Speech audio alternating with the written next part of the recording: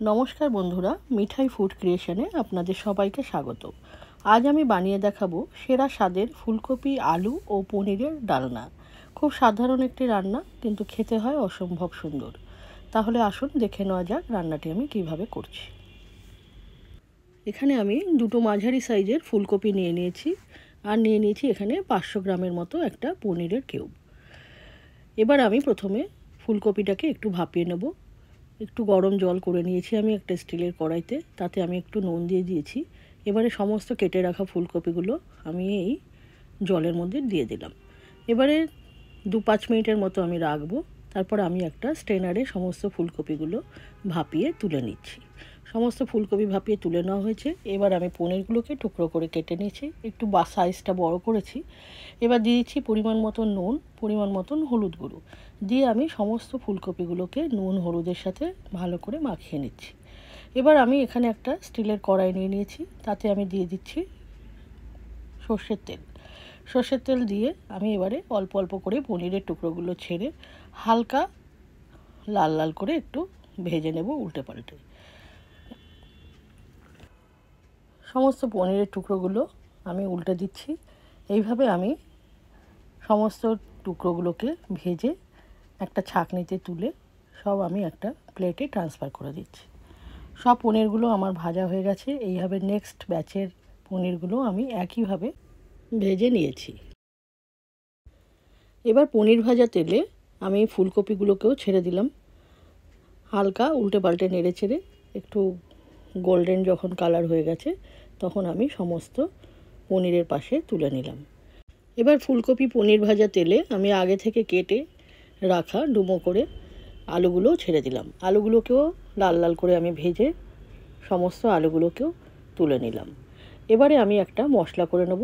একটা গ্রাইন্ডারে আমি দিয়ে দিচ্ছি শুকনো লঙ্কা, গোলমরিচ গোটা, জিরে, দিয়ে দিচ্ছি ধনে, দিয়ে দিচ্ছি কিছুটা পরিমাণ আদা কুচি, দিয়ে দিচ্ছি পোস্ত দানা। এখানে পরিমাণটা আপনারা আপনাদের আলু ফুলকপির পরিমাণ কতটা করবেন সেই বুঝে দেবেন। দিয়ে দিচ্ছি গোটা গরম মশলা আর অল্প জল। এইভাবে একটা মিক্সিতে মসৃণ পেস্ট আমি তৈরি করে নিচ্ছি। দেখুন পেস্টটা আমার এরকম তৈরি হয়েছে। এবারে ফুলকপি আলু পনির ভাজা কড়াইতে ওই তেলের মধ্যেই আমি দিয়ে দিচ্ছি শুকনো লঙ্কা, জিরে আর গোলমরিচ।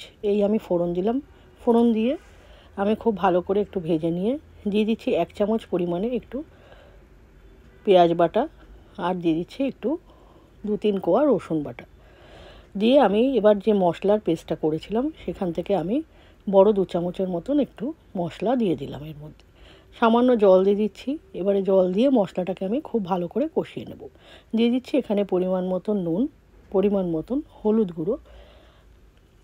নুন আর হলুদ দিয়ে আমি এখানে মশলাটাকে এখন সুন্দর করে কষিয়ে নেব। এবার দিয়ে দিচ্ছি এখানে 1 চামচের মতন কাশ্মীরি লঙ্কার গুঁড়ো আর দিয়ে দিচ্ছি একটু গুঁড়ো করে রাখা চিনি। এটাও 1 চামচ পরিমাণে দিলাম।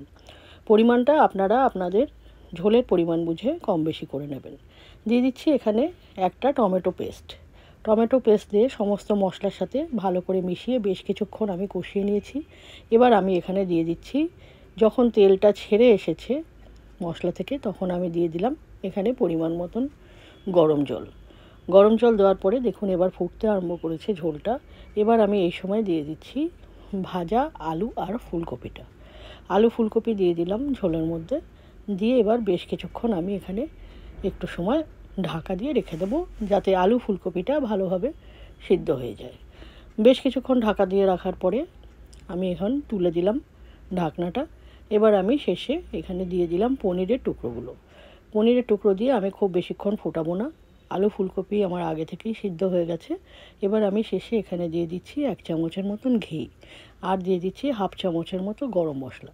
ঘি গরম মশলা দিয়ে এখানে আমি একটু নাড়িয়ে চাড়িয়ে দিলাম মিশিয়ে। ঝোলটা আমার পুরোপুরি তৈরি হয়ে গেছে। এখন আমি গ্যাসটা বন্ধ করে একটা ঢাকা চাপা দিয়ে রাখলাম। এবার আমি আপনাদের প্লেটিং করে দেখাচ্ছি। তাহলে বন্ধুরা আমি তৈরি করে নিলাম আলু ফুলকপি পনিরের একটি অসাধারণ রেসিপি। আপনারাও এইভাবে তৈরি করে নিজেরাও খান আর সবাইকে খাওয়ান। আশা করছি আপনাদেরও এই রেসিপিটি খুব ভালো লাগবে। আর ভালো লাগলে লাইক, শেয়ার এবং সাবস্ক্রাইব করার অনুরোধ রইল। আর পাশে থাকা বেল আইকনটি চেপে দেবেন, যাতে আমি নতুন ভিডিও আপলোড করলে সরাসরি আপনাদের কাছে পৌঁছে যায়। তাহলে আজ এই পর্যন্ত, আবার পরের ভিডিওতে নতুন কোনো রান্নার সাথে আপনাদের সামনে হাজির হব। নমস্কার।